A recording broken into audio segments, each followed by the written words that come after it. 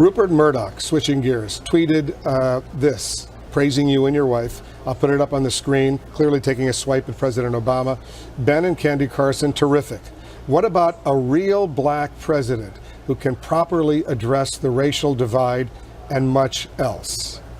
That's a pretty shocking statement. He's now apologized in effect, but that was pretty ugly. Well, I know Rupert Murdoch. He's not a racist by any stretch of the imagination. He's just expressing his opinion. I think it's much to do about nothing. But he's suggesting that President Obama is not a real black president. At least he did in that initial. Everybody's entitled to their opinion. I believe what he was making reference to was the fact that here was a man who is a black president that the black community was very excited about, who came in and whose policies have not really elevated the black community, has not been beneficial. There's more unemployment, more poverty, and I believe that's what he was really referring to. You believe the president is a real black president, though, right? I wouldn't even get into such a conversation. It's a simple question. Is President Obama a real black president? Well, he's the president and he's black. So he's a real black president. Again, you know, we're dealing with semantics. As you know, I'm the last person who wants to play around with semantics and political correctness.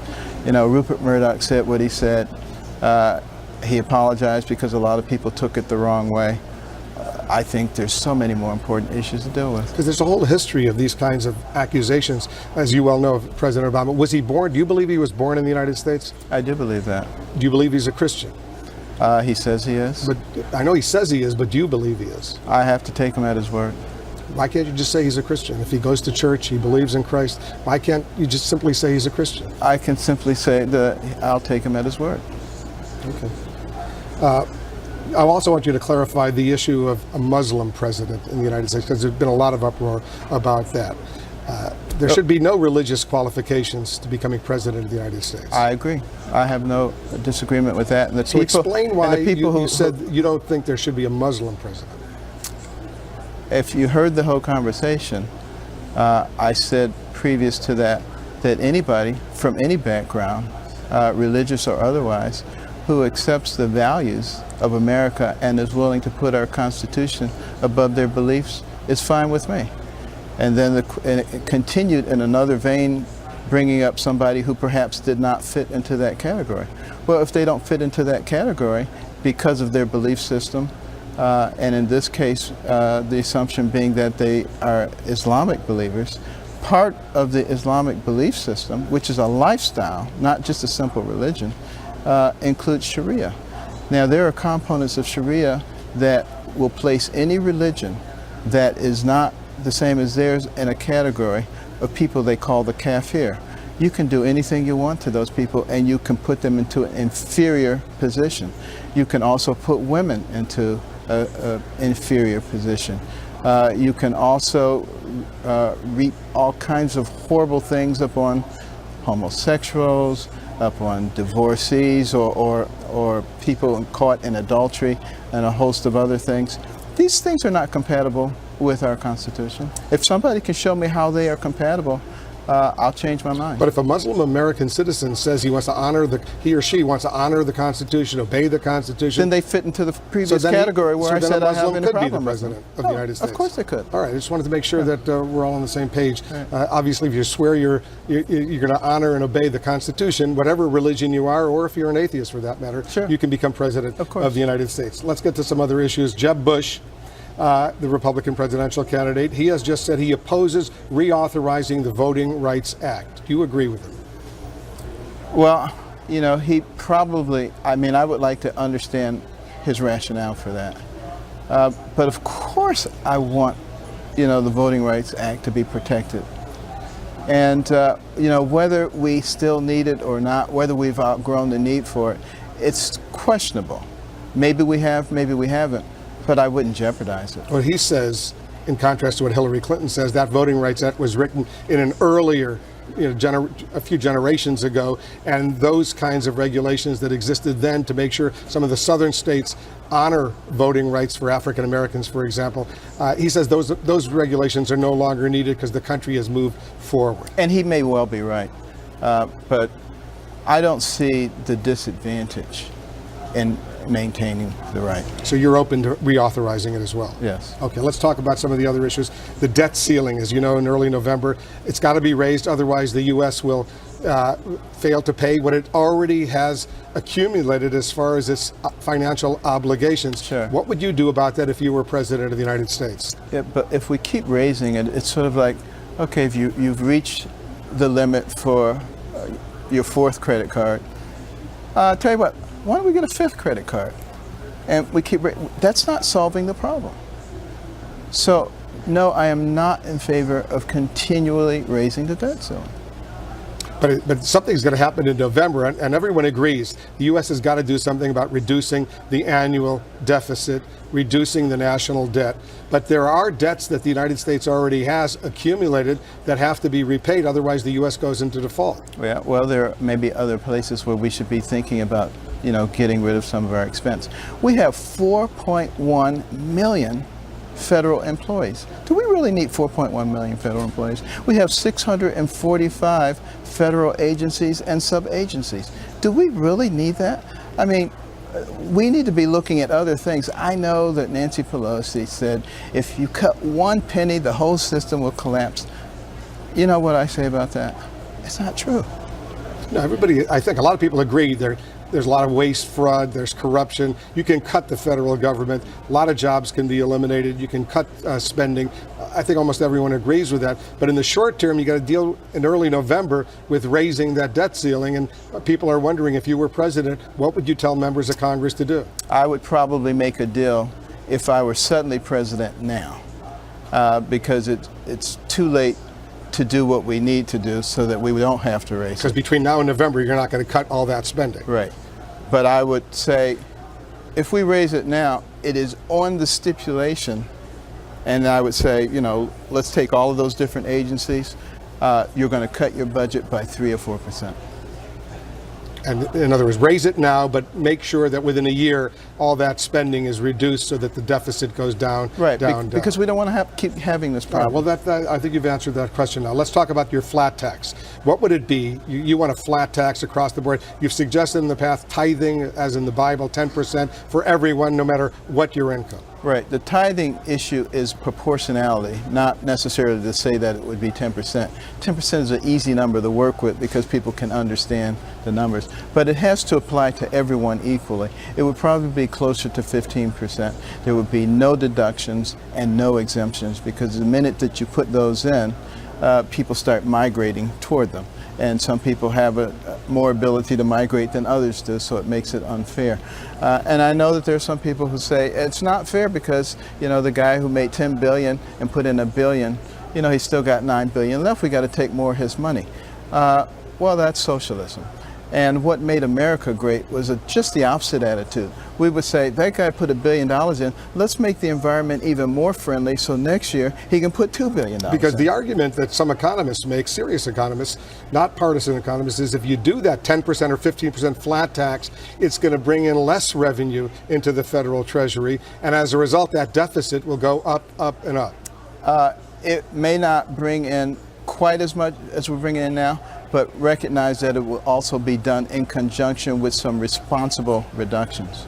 Let's talk about national security, foreign policy while I have you. Doctors Without Borders, that medical facility, and you're a doctor.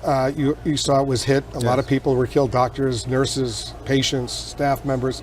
The president did this extraordinary thing yesterday. He called up the head of Doctors Without Borders to formally apologize on behalf of the United States. Would you have done that? Doctors Without Borders are incredibly brave people, and they have my admiration and sympathy for what happened. Having said that, recognize that they are working in a very dangerous place. And when you work in a very dangerous place, you cannot expect that you're going to do so without safety. And I think they all understand that when they go into those situations. In terms of what actually happened there, I believe that we're still peeling back the layers. We're getting lots of different stories. So I probably wouldn't have done that until I had the full story. You wouldn't have called to apologize? Not until I had the full story. There's going to be a U.S. investigation, a military investigation, a NATO investigation, an Afghan government investigation, but Doctors Without Borders wants an international UN investigation as well. Should the U.S. cooperate with an outside UN international investigation? As long as we were conducting our own investigations, I would have no difficulty with that.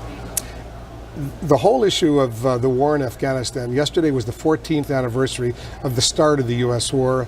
October 7th, 2001, the U.S. began airstrikes in Afghanistan to destroy the Taliban, al-Qaeda. That war still continues to this very day. Nearly 10,000 U.S. troops are still in Afghanistan. How much longer do you think the U.S. should remain there, spending tens of billions of dollars to train Afghan troops, many of whom simply run away at the first sign of trouble? Well, recognize that Afghanistan is sort of a wild place. Many people have gone in and tried to tame it, and they've all had the same result. And they don't have a real central governing structure. They have 300 tribal leaders. Now, some of the northern ones, the Northern Alliance, have been pretty dependable, and we've been able to work with them in the past. As you probably know, I have never really been for putting a bunch of our troops in Afghanistan. Doesn't mean I don't support a vigorous response to terrorism. But I believe that we have other mechanisms, special forces, drones, etc., that can render us very effective in taking care of those people. I don't have any problem with us going after Osama bin Laden in Pakistan and maybe using Afghanistan as a launching pad. But we do not necessarily gain anything from putting a lot of our troops in harm's way. So when President Obama says those 10,000 who are still there, bring them all back by the end of next year, maybe 1,000 remaining in Afghanistan, some to protect the U.S. Embassy in Kabul. On that specific narrow issue, you're with him? Well, no, I'm not necessarily with them because they're there now and they're playing a role now. I would not have had them there in the first place, but they are there and we have to deal with reality. It's just like I wasn't in favor of going into Iraq, but we went into there, we destabilized the situation, and we had an obligation to stay there and ensure that it remained stable throughout time, and we did not do that, and it resulted in the creation of ISIS and a lot of instability. So going into Iraq, going into Afghanistan, just want to be precise, you say both of those were, when they happened in 2001 and 2003, were major blunders. I was not for them, but I was for action. There's a difference. What would you do about the Russian involvement in Syria right now? Well, you need to recognize that Vladimir Putin has great ambitions, great expansionist ambitions, and he was very disappointed when the Soviet Union dissolved. He wants to reestablish the influence in the Middle East. He already has substantial ties in the Middle East. In the class of 1968 at Patrice Lumumba University in Moscow, Mahmoud Abbas was one of those members of that class, and so was Khomeini, Ali Khomeini. They were classmates, and that's when they first established relationships with a young Vladimir Putin. This was long-standing, and now he's finding a friendly face in Assad, an Assad regime, who's also being supported, by the Iranians. And what we have to do is recognize that this is just the beginning. He came in there, he said he was going to fight ISIS. That wasn't his ideal. He really wanted to fight al-Nusra, al-Jilani, that whole group, anybody who was against Assad. We should be able to see that now. So we need to oppose him. When his general came along and said, you guys cannot fly in this area, we should have said, not only are we going to fly in this area, but you go take a flying leap. And we should establish a no-fly zone along the Turkish border. And we need to challenge him everywhere in the world. We need to challenge him in the whole Baltic basin, not just the Baltic states.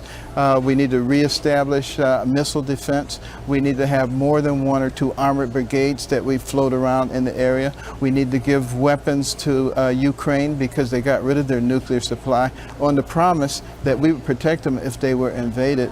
We have to get in his face. We have to understand that his weakness is an economic weakness. And we have strength in some areas where he has weakness. We need to get rid of our energy exportation rules. We need to export natural gas, which we can liquefy now, make Europe dependent on us so that we can decrease his influence. In other words, we must be proactive. We can't sit around and just wait.